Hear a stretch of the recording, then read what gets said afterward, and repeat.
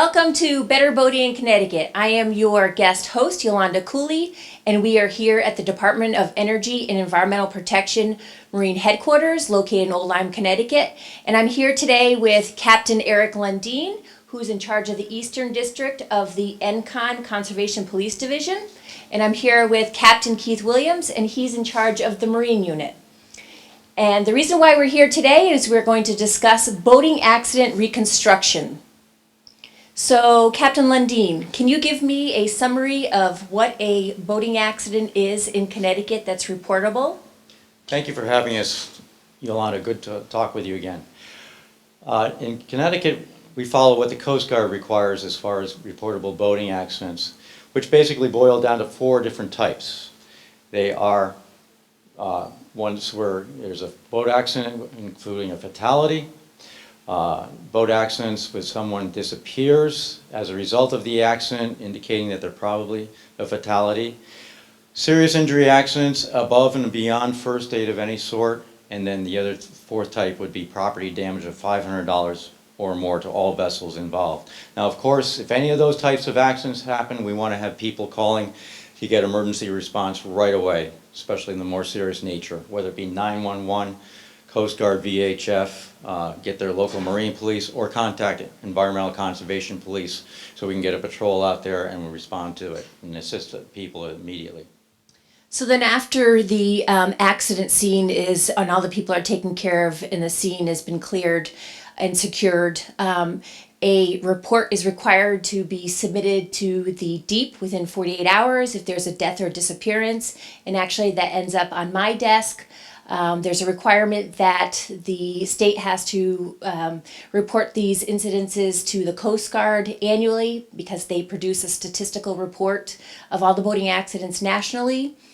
And then also the property damage, $500 or more, which is very easy to do when you strike a rock with your stainless steel propeller. That's also a reportable boating accident, and you have 5 days to get that into the state as well. And those forms are available on our website as well as the boater's guide if you need to fill out a report. So, Captain Williams, can you please tell us a little bit about your boating accident reconstruction unit? Sure. Our boating accident reconstruction unit, otherwise known as our BARU team, is one of our 4 specialized units within our department. And it consists of 8 officers, including myself and Captain Lundeen. We go through 2 phases of extensive training, boating accident reconstruction courses that are sponsored by NASBLA, the National Association of Boating Law Administrators. They're both week-long courses. The first course, the basic course, which most of our members have gone through already, consists of basic boating accident reconstruction, getting to know how to recreate an accident, looking for all the particulars as to what goes in to the dynamics of it and how to investigate it. And then furthermore, we go into a more advanced class where we get into vessel-to-vessel collisions, more serious of nature, how to determine path of engagements, angles of impact, and so on and so forth. So very highly trained unit, and any boating accidents that do occur should be reported to us for investigative purposes. And so what initiates a boating accident reconstruction? Again, any fatal, our unit's going to respond. Missing persons, we're going to respond. And we'll start the ball rolling with that. We want to get witnesses, accountability for everybody that was involved. We start there, and it's like trying to put the pieces of a puzzle together. So, If it's a more serious nature, and especially if there's multiple vessels involved or multiple parties involved, our unit will come out and we'll get a number of different folks together because we're going to have a lot of logistics to deal with, trying to secure vessels, contacting witnesses, seeing what else we can gather on scene before we remove any of the vessels. And so after you respond to an accident, you obviously take care of the injured people. You secure the boat from the water, recover it from the water if it's sunk. You bring it onto shore. Where do you put those boats to investigate? okay, so sometimes we have the luxury of the boat is remaining on scene of the actual incident, which is good for us, so we can determine pretty much exactly what happened. We can document through GPS coordinates. We can document that. If not, sometimes the boat gets brought in the shore, just because if it's towed in, or if it's at night, what have you. Whoever's doing the initial response out there, whether it be the FD, or another police department or ourselves, sometimes, you know, things dictate otherwise where the boat has to come in the shore. So we have to recreate that at some point. Once we get all the information as to who was involved, and we can sort of determine, you know, some sort of fault, and we start working with information that we have. Once we eliminate the scene issue, we'll bring the boat back for reconstructive purposes to our facility here, and then we can start the whole damage assessment process to the investigation. These boating accidents are a lot different than car accidents on the highway. Can you kind of tell me how you go about addressing that situation, that scenario on our waters? They're very much different from motor vehicle accidents. Certainly cars colliding on the roadways, or a car into a highway, a barrier or tree or something else like that. You've probably got some skid marks, you've got some debris fields, debris from the vehicle, and some other evidence along the way. Here, just think about two boats colliding on the water. Where are you going to have all your evidence? You may have part of a boat that's actually gotten knocked off, and it may be in the water. Good Samaritans may have come and helped some of our people, take them to the hospital, take them to shore so they can be treated. They may pick up pieces of boats and they may go home with somebody. So we're sometimes trying to find days later where parts of boats are. And we hope most of those people on scene are able to bring that together. Also think about the very nature of boating itself. Boats are very fluid and dynamic. They're going to go back and forth. They can operate, they can pitch into the water, stern down, bow down, etc. They can go from side to side, yaw, whichever else, and away it goes. There's a lot of things to consider. Well, thank you for that. The next thing I want to talk about is what you do with the vessel once it's back here at Marine Headquarters and how you go about examining it. Okay, so basically we have a 15-foot smoker craft here that we're going to say was involved in a boating accident. And what we do after we gain all the initial information as to who was on board, length of the vessel, time of the incident, all those things that get factored into the report, we'll do an assessment inside the vessel of all the particulars that were inside. We'll go through all the safety equipment that was on board, where people were sitting. We'll do a whole diagram of positions. Obviously, we're going to try and find out who was operating the vessel. And then we do a baseline offset method for damage assessment. And basically what we do is we start off with a tape measure that goes under the boat. In this case, we're running from stern to bow. We're going to start our measurement as far as the length from stern to bow. And we'll run all of our damage assessment off of that line. We also split the boat into 4 quadrants. We take a line and split it right down the middle of the boat. And we also take another line, a midship, and go across the vessel. And we split these into four quadrants, and they're all labeled. So we start from the starboard bow, and this is our A quadrant. Once we get past midship and we get into the stern portion of the bow on the starboard side, this is our B quadrant. And then we work around the vessel, so on and so forth. So we'll have C quadrant, and then ending up in port bow would be our D quadrant. So if we're going to start, we'll start here at the A quadrant, and we'll do a damage assessment of all the damage that we may see involved in this boating accident. We'll account for all the equipment on board. We'll put that on an inventory form so it's accountable. And then we'll start with any damage. So for here, we're going to say that these scratches that you see here, we're going to label them as A1. We've gone from the actual tip of the bow, and we start working our way down the vessel. And this is the first damage that we're going to see. We're going to note it as A1. So anything else that we see in this quadrant will be labeled A2, A3, so on and so forth until we finish this quadrant and we're satisfied with what we found. Then we'll move on to the B quadrant. When we do some of these measurements, actually once we've documented something, we'll find out what the damage is, like whatever A1 is, we'll describe it, measure it, and then determine where it is so that we can reproduce that on a diagram. That gets to be part of the report as well. Yep. As we start working down towards the boat, we were talking a little about earlier about how we determine the location. Some of the things that we look for, where's the prop? On this particular boat, the prop's not here.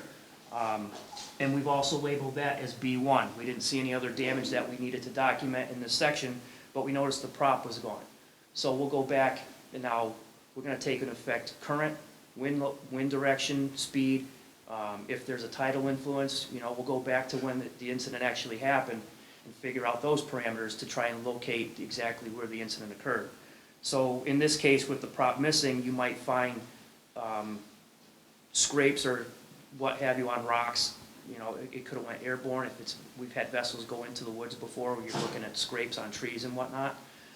So we'll go back and look for those types of paint transfers or contacts on other debris. In other accidents, we may be looking at, in the case of a propeller, one vessel may have collided through another, and in this case, if you've got a vessel with either metal, fiberglass shards, carpeting, we may be picking up some of those fibers on some of our propellers as well, or other parts of the boat.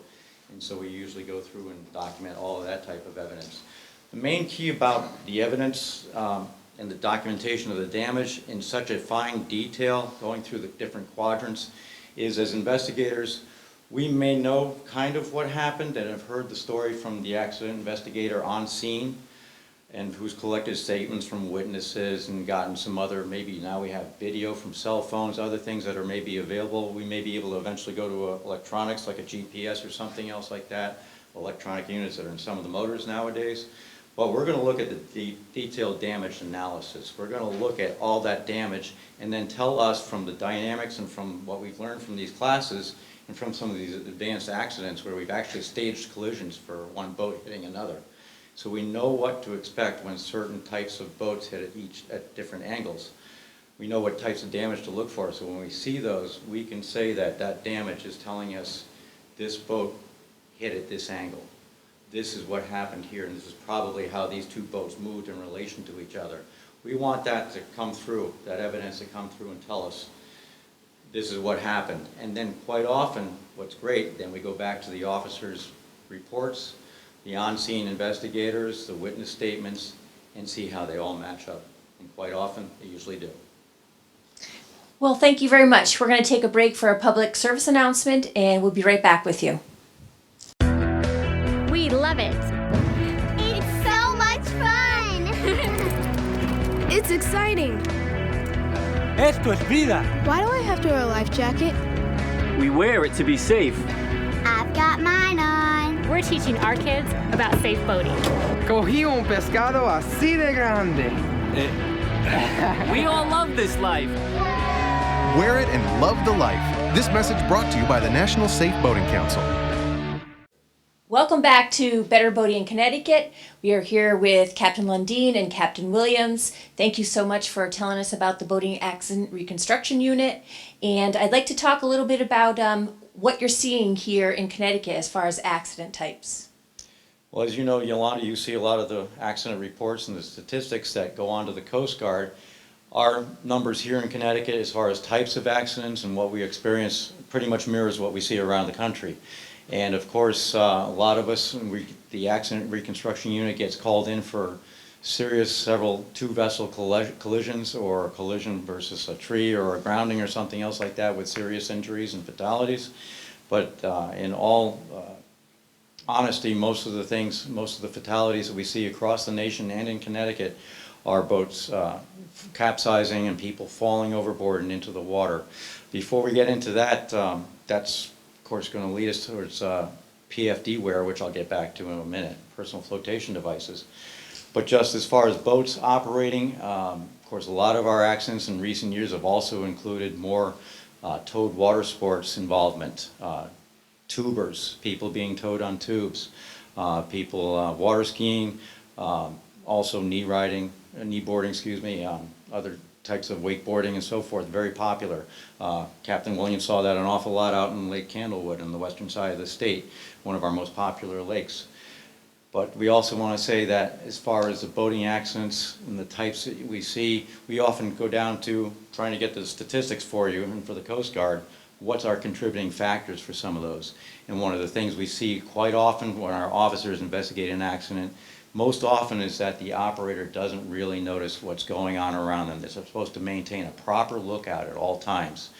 And because of what's going on in the boat, or because they're just enjoying a nice day, they may not always remember those rules of the road, may not always catch that other boater that's moving. Maybe they're on a personal watercraft or miss seeing another personal watercraft nearby. So as you see, a lot of times we give you, I think, statistics that say improper lookout was the cause of the accident, or I think another one was operator inattention. How often do you see that? It's quite often that I see that come across as a contributing factor of a boating accident. And that's not just necessarily distracted driving like we see on the roads with vehicles, but it does kind of come to the same thing. It's not, there's so many things to be aware of as you're operating a vessel, whether it be a personal watercraft, if you're even a canoeist or a paddler in a kayak, or you're operating a speedboat or a cabin cruiser. There's so many things to be aware of. And you have to maintain that proper lookout, whether it's you, electronics, or others around. As far as accidents? A lot of the accidents that we see happen around this time of year with the warmer weather coming. We've had a couple days where it's been 60, almost 70 degrees, and people want to get out of that cabin fever mode, and they want to get on the water. And the issues that we have now, especially with canoers, kayakers, paddle sports enthusiasts, they get into that summer mode, and the water temperature is still around 38, 40 degrees. And they're getting out on the rivers, which are going to start getting swollen with the snow melt this time of year, where Long Island Sound, the water temperature is still in the 40s, and they go out and they forget to put their life jackets on, or they forget to bring them all together, and next thing you know, something goes bad, they capsize, and they have cold water immersion shock, and the next thing you know is we're investigating a drowning, again because they weren't paying attention or lack of experience or knowledge. That spring fever sets in, and that's usually when we're called in for a fatal investigation. So this time of year, just be mindful, the water's cold. Please wear your life jacket at all times. So. Connecticut does have a mandatory wear as far as life jackets go as well. Do you want to take a look at some of the life jackets that can be worn during those months? Absolutely. So in any paddle sports, manually propelled vessels, you're required to have your life jacket on from October 1st straight through the end of May. Life jackets, we'll go through the types here, but they all have to be U.S. Coast Guard approved for one. They have to be able to fit the proper size and weight of the individual, and they have to be in serviceable condition, which means if I poke my finger through it, it's no good. And they have to be readily accessible. So those that keep them in the bags under the deck, that's not readily accessible. We see it often and often again where we have boating accidents, and next thing you know, nobody's got a life jacket on because they're still in the plastic bag underneath the deck platform and they can't access them. It's no good if you're not able to get them or wear them. They're no good. Just to go through the types, this is our classic Type 1, designed for open water, out in the ocean type of thing. It's like a traditional vest. It's got two straps that you can tie together once you get on over your shoulders. Very basic. Again, on the inside of the life jacket, it's going to tell you this is for an adult. It'll tell you the type. This is a Type 1, and it will say U.S. Coast Guard approved. Type 1. Now this looks like a life jacket that's on most boats these days. This is your typical life jacket, your PFD. This is a Type 2. Again, on the back, it'll say Type 2, it'll say U.S. Coast Guard approved, and it usually will say this is an adult universal. Type 2, again, over the neck, around the body, and it clips on here. Type 2.